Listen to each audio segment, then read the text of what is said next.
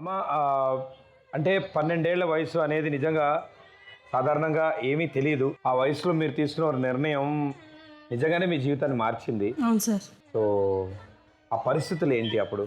ఆయన షాప్లో గుమస్తా అండి. నేను సేల్స్ గర్ల్స్లో పనిచేసేదాన్ని. ఇద్దరి పేర్లు ఒకటేనండి. ఆయన పేరు దుర్గారావు, నా పేరు దుర్గా. ఇద్దరి పేర్లు ఒకటైదు వల్ల ఇద్దరు అలా ఫ్రెండ్లీగా ఉండేవాళ్ళం. అలా ఫ్రెండ్స్ అందరూ కలిపారు. చదువుకున్నారు మా మీరు? లేదండి, స్కూల్కి అసలు వెళ్ళలేదు. అంటే చిన్న వయసులోనే నాన్నగారు, ఇదే వయసులో నాన్నగారు చనిపోయారండి.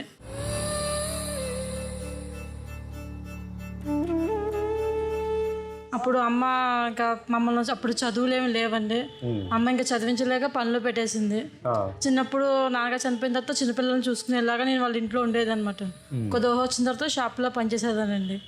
చేస్తే ఇంకా అలా పరిచయం అయ్యారు. నేను తర్వాత అమ్మ దగ్గరకు వచ్చి చెప్పారన్నమాట అండి, నేను పెళ్లి చేసుకుంటానండి, మీ అమ్మాయిని షాప్లో వద్దండి, ఇంట్లో ఉన్నంటే సరే అలాగే పెద్దలను ఎదిరించి చేసుకున్నాం. ఇద్దరు బాగా చూసుకున్నారండి. కానీ ఫ్రెండ్ సర్కిల్ ఎక్కువైపోయి బాగా డ్రింక్ బానిస అయిపోయాడండి. ఇంకా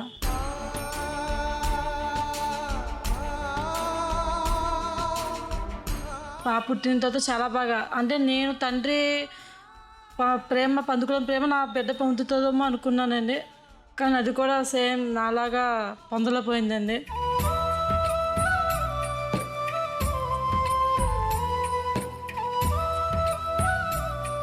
ఇంకా పాపకైతే చెప్పక్కలేదు. ఇంకా దానికి అసలు తెలియదు తండ్రి అంటే ఎలా ఉంటాడో ఏంటో. మనుషులను విడదీసి ఏమి ఎరుగని పాపకు ఎదకోతలు చూపి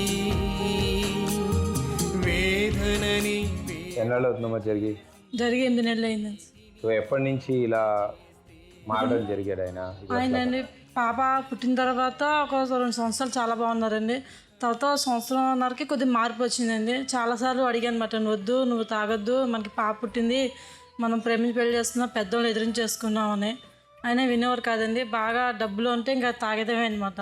నేను ఇంట్లో ఒక డబ్బులు అయినా పెడితే అవి కూడా తీసుకెళ్ళి తాగుడు బాగా బానిస అయిపోయాడండి. ఇంకా తర్వాత నేను మళ్ళీ పనిలోకి వెళ్ళాల్సి వచ్చిందండి. ఇంకా ఆయన తాగినా ఏం చేసినా నువ్వు ఊరుకున్నాను. కానీ ఇంకా పాప పెరిగే కొద్దీ దానికి పాపకి జ్వరం వస్తే ఫిట్స్ వచ్చేస్తాయండి. పాపకి టెంపరేచర్ బాగా పెరిగిపోతుంది అన్నమాట. అలా 2 సార్లు 3 సార్లు పాప కూడా, ఈ పెద్ద పాప కూడా ఇంకా దక్కదనుకున్నాను మేము. ఇంకా డాక్టర్ గారు చాలా జాగ్రత్తగా చూసుకోవాలని చెప్పి అది కూడా చెప్పానండి. ఆయన వినేవారు కాదండి. ఆయన ఇంకా మొత్తం తాగుడిగా బానిస అయిపోయాడండి.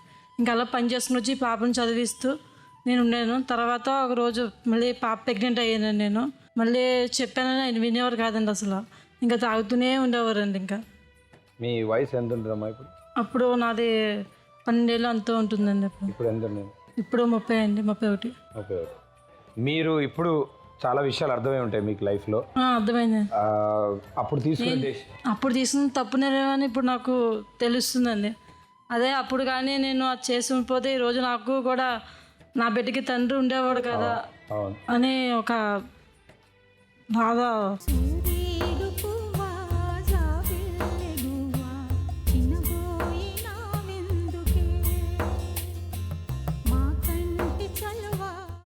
అమ్మా, అలాంటి వాళ్ళది నిజమైన ప్రేమ కాదు, అది వ్యామోహం.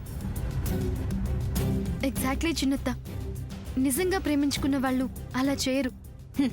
ఎంత మనసు విరిగిపోతే కన్న కూతుర్ని పట్టుకొని మా దృష్టిలో చచ్చిపోయా ఉంటుందా తల్లి? అది సరే అమ్మా, తన కూతురుతో తన మాట అనేటప్పుడు ఆమె మాటల్లో వ్యథ, కళ్ళల్లో బాధ గమనించావమ్మా? పెద్దబాబుకు బర్త్డే విషెస్ చెప్పు కూడా వెళ్ళాం కదా. ఊరికే ఎలా కాలిపోతుంది? మంట పెడితేనో పడితేనో తగలబడుతుంది.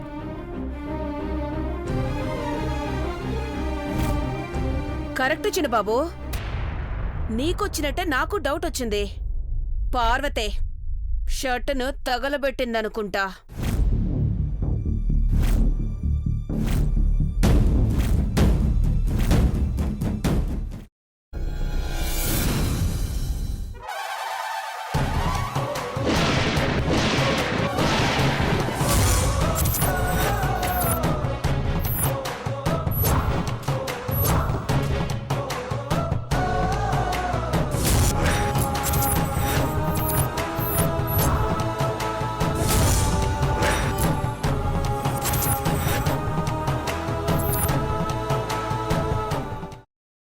తర్వాత పొట్టు తీసేసి చాప్ చేసి పక్కన పెట్టుకోవాలి.